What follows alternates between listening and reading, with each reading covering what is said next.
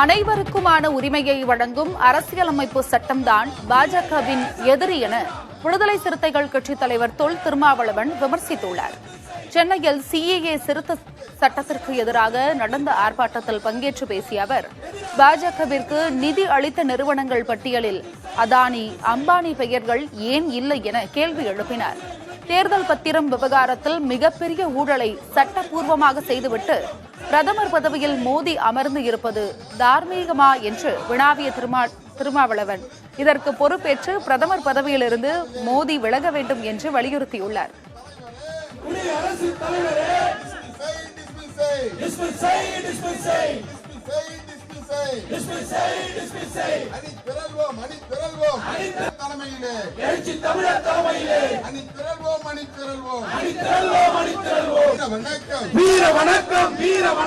புரட்சியாளர் அம்பேத்கருக்கு சட்டம் வேண்டாம், RSS சங் பரிவார்களுக்கு காங்கிரஸ் முதன்மையான எதிரி அல்ல, கம்யூனிஸ்டுகளும் கூட அவர்களுக்கு முதன்மையான எதிரி அல்ல, திமுக முதன்மையான எதிரி அல்ல, விடுதலை சிறுத்தைகள் கட்சி முதன்மையான எதிரி அல்ல, RSS உள்ளிட்ட சங் பரிவார்களின் முதன்மையான எதிரி, ஒரே எதிரி கான்ஸ்டிடியூஷன் ஆஃப் இந்தியா, அம்பேத்கர் அவர்களால் எழுதப்பெற்ற அரசமைப்பு சட்டம் தான். இதுல ஒரு முக்கியமான கேள்வி எழுகிறது.